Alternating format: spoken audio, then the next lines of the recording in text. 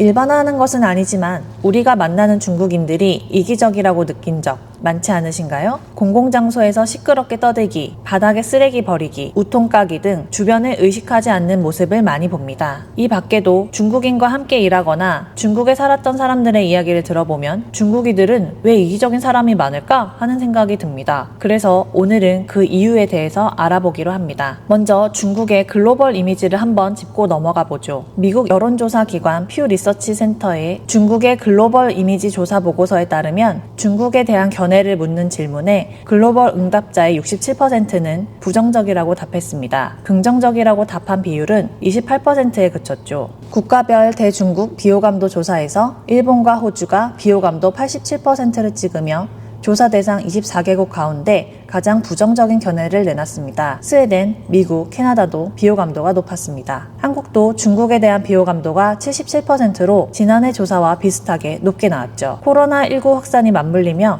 2020년 75%로 오른 뒤에는 높은 비호감도가 이어지고 있습니다. 경제 성장과 함께 비호감도도 같이 성장한 중국. 중국인들이 이기적인 건 언제부터였을까요? 첫째, 문화 대혁명을 거치며 현대 중국을 건립한 마오쩌둥은 1966년 문화 대혁명이라는 것을 시작했습니다. 1976년까지 10년간 이 혁명이 이루어졌는데 결과적으로 보면 중국의 문화를 중국 인민들이 스스로 멸절시킨 사건이라고 할 수 있습니다. 사실 문화 대혁명이 아닌 문화 대멸절이라는 말이 더 맞다고 할 수 있죠. 문화 대혁명이 일어난 배경을 살펴보면 마오쩌둥은 대약진 운동이라는 것을 이전에 실행했는데 그것이 실패했고 정치 일선에서 물러나 있는 상태였습니다. 자신의 입지가 좁아지는 것을 느낀 마오쩌둥은 이를 극복하기 위해 문화 대혁명을 시작한 것입니다. 문화 대혁명은 낡은 문화와 풍속, 관습을 타파하겠다는 운동이었는데 실상은 공산당이 교양 없는 사람들을 선동해서 그들이 혁명가인 듯 스스로 도취하게 만들어서 정치적으로 이용한 것이었습니다. 이를 통해 중국의 많은 옛 문화를 파괴했을 뿐만 아니라 조금이라도 자본주의적이고 현재 중국에 반한다 싶은 사람들은 다 잡아 죽인 혁명이었습니다. 마오쩌둥은 이런 문화 대혁명의 의미를 활용해 반대파를 숙청하고 끌어내렸습니다. 이때 활약한 사람들이 홍위병인데 이들은 10대, 20대 소년병이었습니다. 소년병들은 마오쩌둥의 교육 이념 아래 움직였으며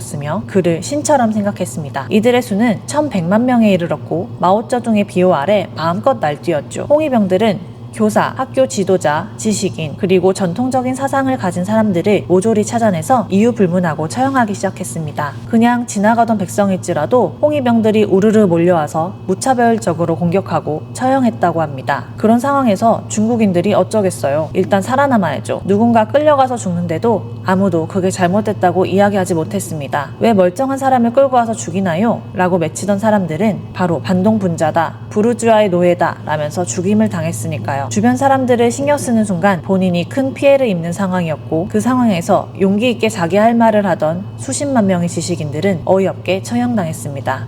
또한 자기 비판을 통해 공개적으로 자신의 잘못을 시인해도 모욕적으로 죽임을 당하기에 사람들은 입조심을 했고 절대 잘못했다는 말을 하지 않았다고 합니다.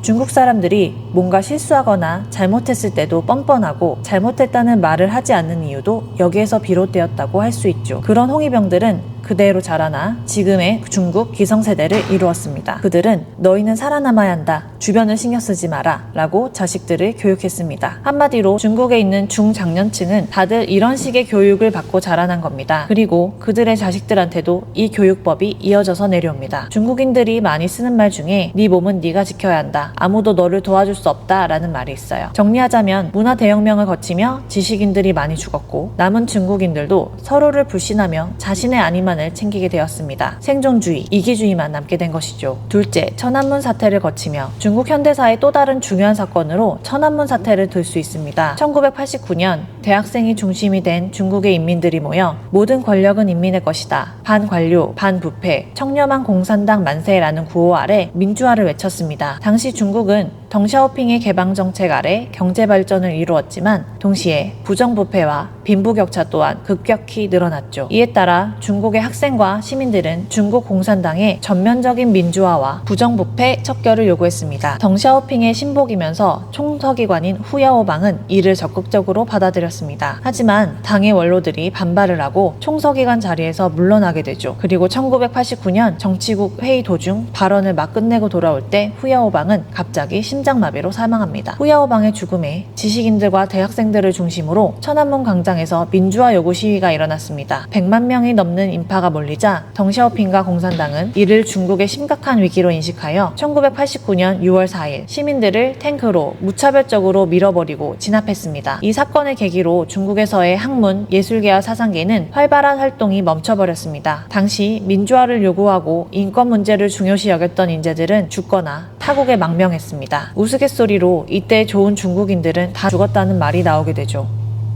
셋째, 덩샤오핑의 개혁 개방 정책. 덩샤오핑은 중국을 개방하며 흑묘 백묘론이라는 말을 남깁니다. 검은 고양이든 흰 고양이든 상관없이 쥐만 잘 잡으면 된다는 의미이죠. 즉 어떤 이념에 상관없이 경제 발전을 이루는 것이 중요하다는 말입니다. 이 때문에 중국인들은 어떻게 해서든 돈만 벌면 된다는 인식을 갖게 되었죠. 덩샤오핑이 중국을 지배하던 시기가 1980년대예요. 현재 중국 사회의 가장 중요한 직책을 맡고 있는 사람들이 태어난 시기죠. 결국 생존을 위해 교육받고 자라던 마오쩌둥 시대의 사람들이 덩샤오핑을 거치면서 황금 만능주의에까지 빠져버리는 겁니다. 타인에 대한 배려심이나 도덕성보다 돈을 우선시하는 중국인들이 상식에 벗어난 사건 사고들을 만들어내는 것이죠. 오늘은 왜 중국인들은 이기적일까에 대해 역사적 배경을 통해 알아보았습니다. 물론 모든 중국인들이 이기적이라고 생각하지는 않습니다. 영상은 영상으로만 봐주세요. 다음 영상도 흥미있고 유익한 주제로 돌아오겠습니다. 구독, 좋아요, 알림 설정 부탁드립니다. 감사합니다.